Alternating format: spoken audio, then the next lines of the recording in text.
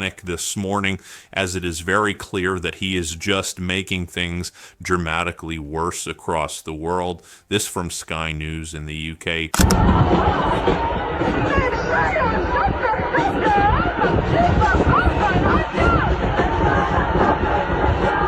We are further away from peace now than we were 2 years ago. Donald Trump's disastrous meeting in Alaska, combined with his disastrous meeting with European leaders, where Donald Trump took a break during the meeting to take a phone call from Vladimir Putin. And this morning, Donald Trump said that he didn't want to be disrespectful to Vladimir Putin. That's why he stepped out of the room to do the call away from European leaders, who Donald Trump says, Putin doesn't really like these European leaders. So I didn't want to disrespect Putin, of course.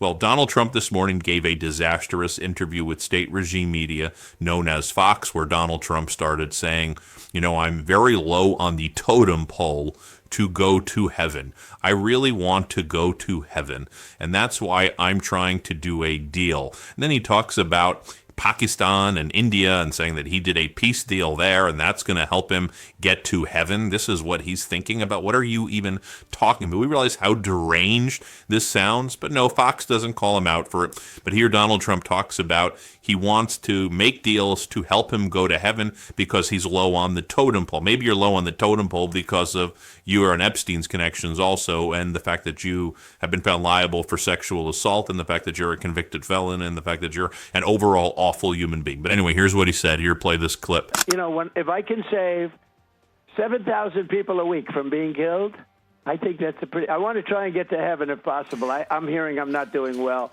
I hear I'm really at the bottom of the totem pole. But if I can get to heaven, this will be one of the reasons. Well, I think I saved a lot of lives with India, Pakistan. They were going at it. The planes were being shot down. That was going to be maybe a nuclear war if I let that go. And I did that through. Now, this was from that disastrous interview this morning where Donald Trump talked about leaving the European leaders to take a call from Putin because he didn't want to be disrespectful to Putin. Here, play this clip. During the meeting yesterday, when you decided to call Vladimir Putin, what was the reaction among the other people in the room, and what was President Putin's reaction to being brought into a phone call in the middle of your meeting?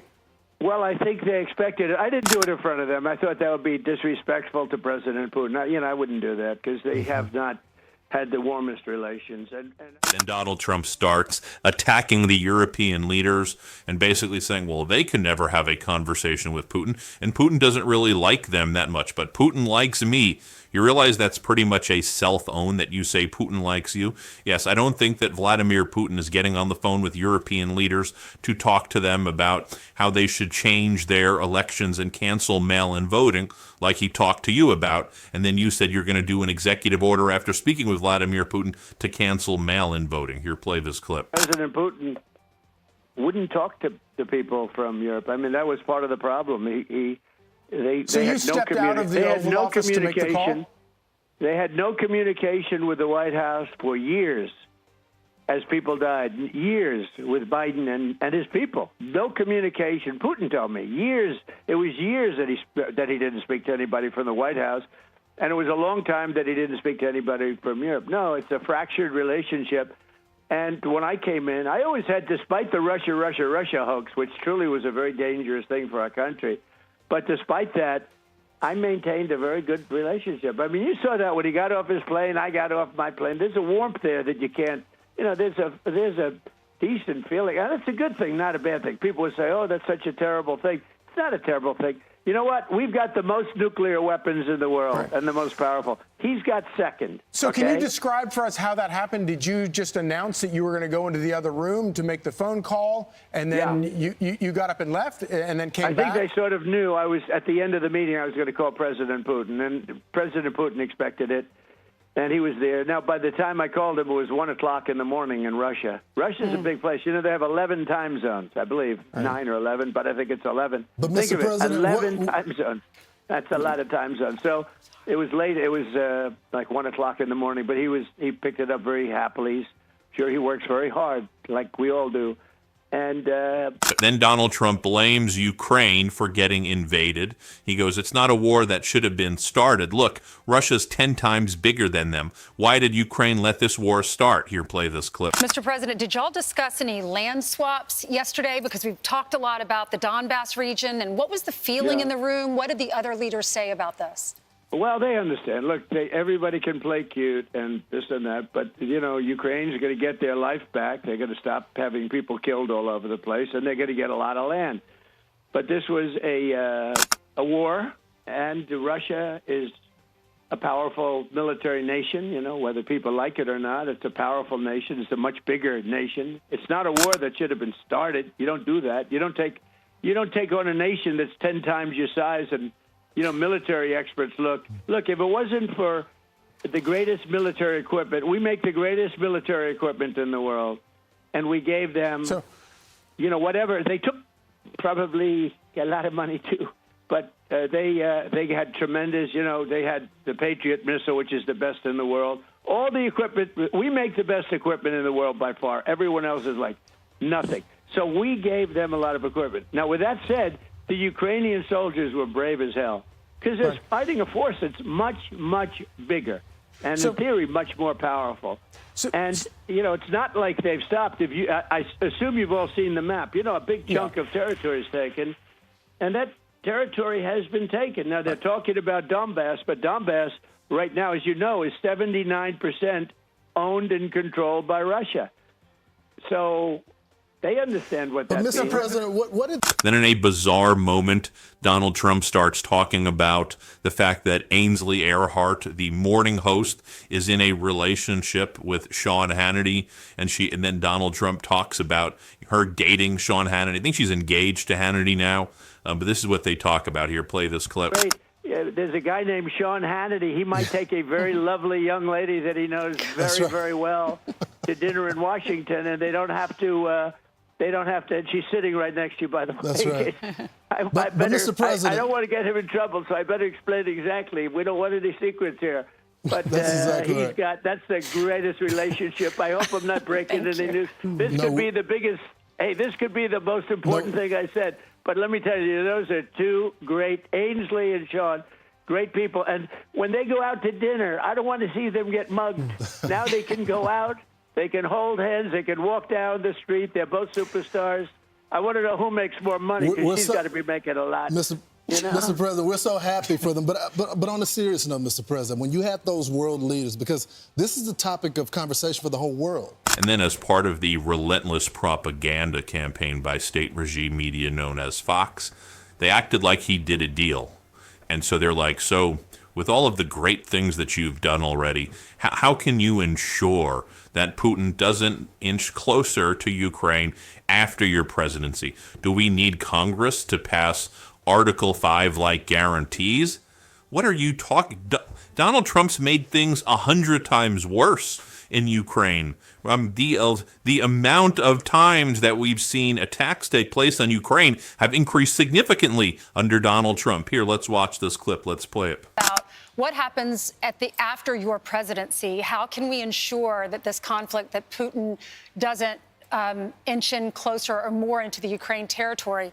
Is there anything that we can do? Can our congressmen and women pass any laws that would involve Article 5? How would that be handled? All you can do is make sure you get a good president, not one of these wackos like in California that runs the worst state anybody's seen, or that guy in Illinois who his family threw him out of the business because he was no good. Now he's running Illinois and he wants to run for president. He's got zero chance.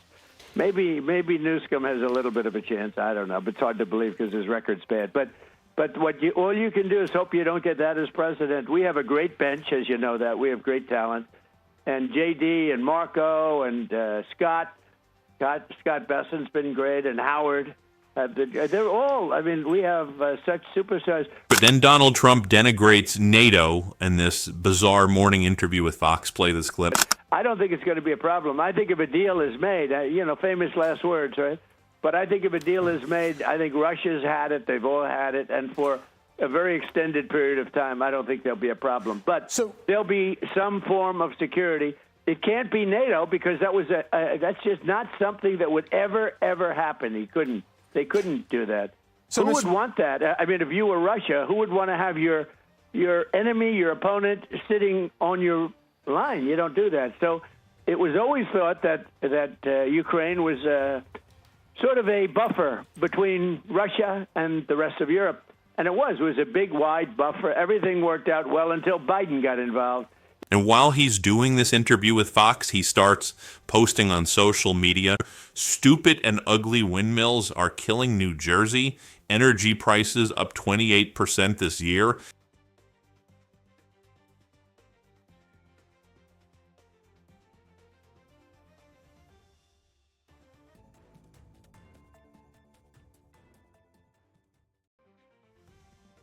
With Donald Trump, and they basically hustle him off the air. Here, play this clip. After your presidency, how can we ensure that this conflict, that Putin doesn't inch in closer or more into the Ukraine territory? Is there anything that we can do? Can our congressmen and women pass any laws that would involve Article 5? How would that be handled? All you can do is make sure you get a good president, not one of these wackos like in California that that runs the worst state anybody's seen, or that guy in Illinois who his family threw him out of the business because he was no good. Now he's running Illinois and he wants to run for president. He's got zero chance. Maybe I saw this article that came out. It came out last month, but it's worth mentioning right now from Foreign Policy. When the threat is inside the White House, what CIA insiders make of MAGA moles and toadies now in charge of the U.S. national security.